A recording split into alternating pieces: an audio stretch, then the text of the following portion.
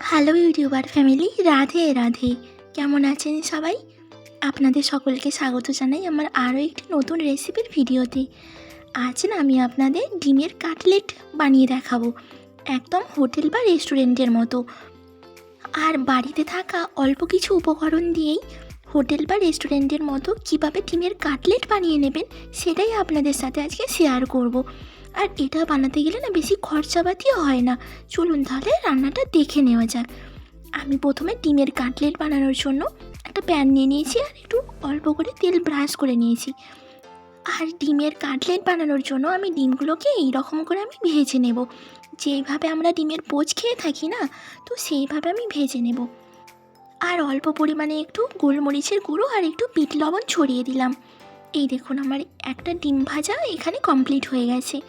চলুন আমি আরও একটা এরকম সেমভাবেই ডিম ভাজা কমপ্লিট করে নেব কাটলেট বানানোর জন্য। আবার উপর দিয়ে আমি একটু অল্প পরিমাণে গোলমরিচের গুঁড়ো আর একটু বিট লবণ ছড়িয়ে দেব। আর আপনারা চাইলে এইভাবেও ডিমের কাটলেট বানাতে পারেন। আর তা না হলে আমরা যে ডিম ভাজা করে থাকি না, যেই রকমভাবে উল্টে পাল্টে ভেজে, তো সেইভাবে ভেজে বা পিস পিস করেও করে নেওয়া যেতে পারে। কিন্তু এই রকম সিঙ্গেল সিঙ্গেল ডিমে করলেই আরও বেশি মজাদার খেতে লাগে। এই দেখুন, আর দেখতেও কতটা সুন্দর লাগে তাই না এইভাবে করলে।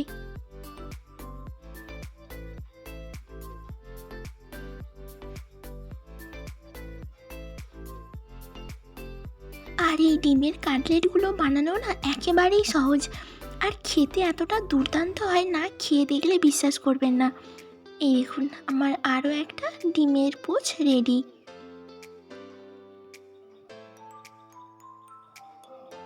এই দেখুন আমার এখানে ডিমগুলো ভাজা কমপ্লিট হয়ে এসছে। চলুন এবার ডিমের কাটলেট বানানোর জন্য আমি কিছু ভাজা মশলা তৈরি করে নিই। আর এই ভাজা মশলাটাই মেন, একদম হোটেল বা রেস্টুরেন্টের মতো স্বাদ নিয়ে আসার জন্য। তারপর আমি একটা শুকনো প্যান নিয়ে নিয়েছি। তারপর 1.5 চামচ মতো এখানে গোটা জিরে দিয়ে নিলাম। তারপর অল্প পরিমাণে 1/2 চামচ মতো একটু গোটা ধনে দিয়ে নিলাম। তারপর 1/2 চামচ মতো এখানে মৌরি দিয়ে নিলাম। তারপর 3টে মতো আমি এখানে শুকনো লঙ্কা আর 4টে এলাচ আর একটু অল্প পরিমাণে দারচিনি দিয়ে ভালো করে শুকনো খোলাই মশলাটা ভেজে নিতে হবে। আর এই মশলাটাই মেন। একবার বাড়িতে এইভাবে মশলা বানিয়ে একবার রান্না করে দেখবেন যে এতটা দুর্দান্ত স্বাদ আসে আপনারা ভাবতেও পারবেন না। এই দেখুন মশলাটা এরকম ভাজা হয়ে আসবে, তারপর ভালোভাবে ভেজে কুড়িয়ে নিতে হবে। তারপর আমি যে ডিমের কাটলেটের যে পুরটা করব, তো আগে থেকেই আমার আলু কিছু সিদ্ধ করা ছিল। তারপর আমি কিছু পেঁয়াজ, আদা রসুন, কাঁচা লঙ্কা কুচি, একটু ধনেপাতা আর এই সব মশলাকে কষিয়ে তারপর ম্যাশ করে রাখা আলুটা আমি দিয়ে ভালোভাবে নেড়ে চেড়ে নিয়েছিলাম। এই দেখুন সবশেষে আমি ওই মশলাটা যে বানালাম না, তো সেই মশলাটা আমি 2 চামচ মতো এখানে দিয়ে নেব। তারপর আমি আবার ভালো করে মশলাটার সাথে আলুটা ভালোভাবে নেড়ে চেড়ে মিশিয়ে নেব। এই আলুটা মেশানোর সময় না গ্যাসের ফ্লেমটা একদম লো করেই রাখতে হবে। এই দেখুন আমার এখানে আলুর পুরটা বানানো রেডি হয়ে গেছে। এবার সব শেষে আমি অল্প পরিমাণে গোলমরিচের গুঁড়ো ছড়িয়ে দেবো উপর দিয়ে, আর অল্প পরিমাণে একটু বিট লবণ ছড়িয়ে দেবো ভালো স্বাদ আসার জন্য। আর গোলমরিচের গুঁড়ো আপনারা যেই তরকারিতে বা যেই মশলাতে দেবেন না, একদম স্বাদ চেঞ্জ করে দেয়। আর আমি না আমি যেটুকু জানি বা খোলাখুলিভাবেই সহজ পদ্ধতিতে আমি খুব ভালোভাবেই দেখাতে চাই, আর যাতে আপনারা সহজভাবেই বুঝতে পারেন। চলুন এবার আমি যে ওইদিকে ডিমের পোচগুলো রেডি করে রেখেছিলাম, তো এই রকম একটা ছুরি নিয়ে আমি কাটলেটের যে একটা শেপ হয়ে থাকে না, তো সেই রকমভাবে চৌকো চৌকো করে আমি কেটে নেব। ডিমগুলোকে একটা ছুরি দিয়ে ভালো করে কেটে নেব।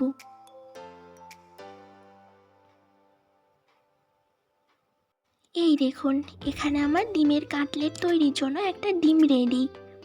তারপর সেমভাবেই আমি চৌকো করে আবার ডিমটা আমি কেটে নেব।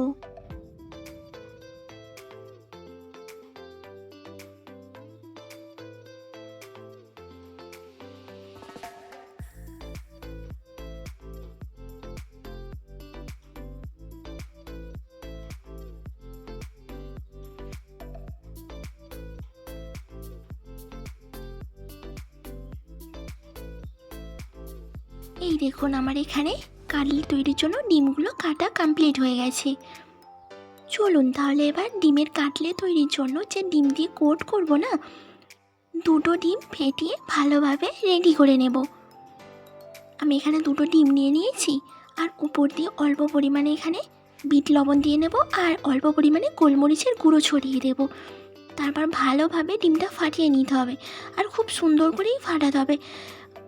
আর এখানে ডিমটা যত বেশি ভালোভাবে ফাটাবেন, ডিমের এই কোটটা করা তত ভালোভাবেই কমপ্লিট হবে।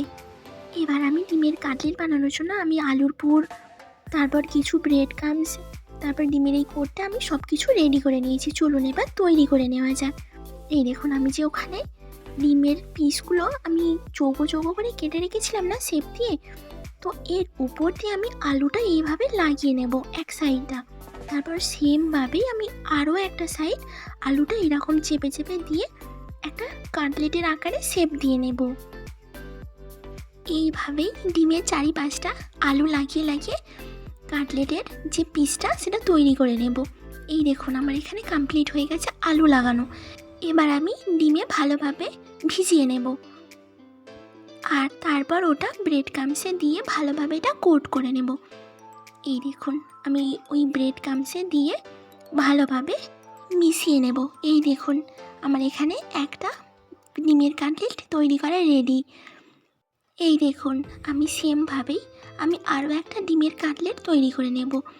ওই ডিমের পোচের উপরে এই রকমভাবে আলুটা ভালোভাবে লাগিয়ে লাগিয়ে নিয়ে একটা সাইড আবার আর একটা সাইড উল্টে আলুটা ভালোভাবে লাগিয়ে লাগিয়ে নিয়ে আমি ডিমের কাটলেটটা তৈরি করে নেব। এই দেখুন, এখানে আমার দ্বিতীয়টা রেডি হয়ে গেছে। তো সেমভাবেই এইরকমভাবে আমি সবগুলো তৈরি করে নেব। তাহলে দেখলেন তো এইরকম ডিমের কাটলেট বানানো কতটা সহজ, আর এইরকম রেডি করাও কতটা সহজ। আমরা অনেকেই ভেবে থাকি না যে এইরকম কিছু বানাতে গেলেও হয়তো অনেক খাটাখাটনি করতে হয় বা অনেক বানানো কঠিন, সেই রকম একদমই কিছুই না, খুব তাড়াতাড়ি বানিয়ে নেওয়া যায়। এই দেখুন, আমি একে একে সব ডিমের কাটলেটগুলো বানানো আমার কমপ্লিট হয়েই এসছে। এই দেখুন, আমার এখানে সব ডিমের কাটলেটগুলো একদম বানানো রেডি। চলুন এবার ডিমের কাটলেটগুলো ভেজে নেওয়া যাক। আমি একটা প্যান নিয়ে নিয়েছি, আর কিছুটা পরিমাণে সাদা তেল দিয়ে নিয়েছি। আপনারা চাইলে সরষের তেলেরও ব্যবহার করতে পারেন। তারপর আমি একটা কাটলেট আমি এখানে দিয়ে দিলাম, আর উপর দিয়ে না এই যে তেলটা আছে চামচে করে উপর দিয়ে আমি দিয়ে নেব, কারণ নিচের সাইডটা কুক হতে হতে উপরের সাইডটাও কুক হওয়া শুরু হওয়ার জন্য। এই দেখুন, আমার একটা ডিমের কাটলেট বানানো কমপ্লিট হয়ে গেছে, তুলে নিয়েছি। আবার আমি একটা দিয়ে নিয়েছি।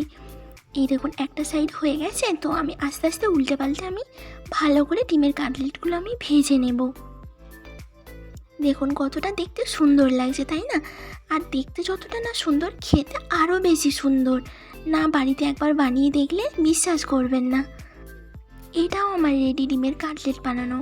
তারপর আমি আরও একটা ডিমের কাটলেট এখানে দিয়ে নেব। তারপর আবার এই চামচ দিয়ে এই রকমভাবে তেলটা আমি উপর দিকে ছড়িয়ে দেবো, কারণ একটা সাইড ফ্রাই হতে হতে না উপর সাইডটাও হালকা কুক হওয়া শুরু হওয়ার জন্য। আর গ্যাসের ফ্লেমটা না মিডিয়াম রেখেই এটা ফ্রাই করতে হবে। এই দেখুন, আমার একটা সাইড ভাজা হয়ে আসছে।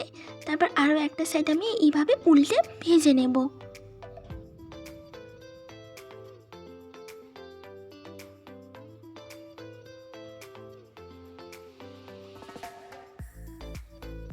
এটা আমারও ভাজা হয়ে গেছে, এটা তুলে নেব। আমি আরও একটা ডিমের কাটলেট আমি দিয়ে দেব। তারপর সেমভাবেই আমি তেলটা কিছু উপরে লাগিয়ে দেবো এইরকমভাবেই।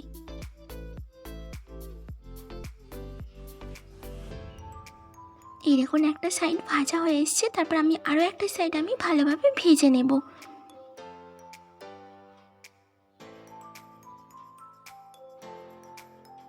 এই দেখুন, আমার এখানে ডিমের কাটলেট বানানো একদম রেডি, আর সব কাটলেটগুলোও তৈরি হয়ে গেছে একদম। তাহলে আপনারা দেখলেন তো ডিমের কাটলেট বানানো কতটা সহজ, আর খুব ইজিভাবেই যে কোনো মানুষ সহজভাবেই করে নিতে পারবে। আর আপনারা পারলে একবার এইরকমভাবে বানিয়ে দেখতে পারেন, দেখবেন খুব ভালো লাগবে খেতে। আজ তাহলে আমি আমার ভিডিও এখানেই শেষ করছি। খুব তাড়াতাড়ি দেখা হবে নতুন একটা রেসিপির ভিডিওতে। সবাই ভালো থাকবেন, সুস্থ থাকবেন, সাবধানে থাকবেন। রাধে রাধে।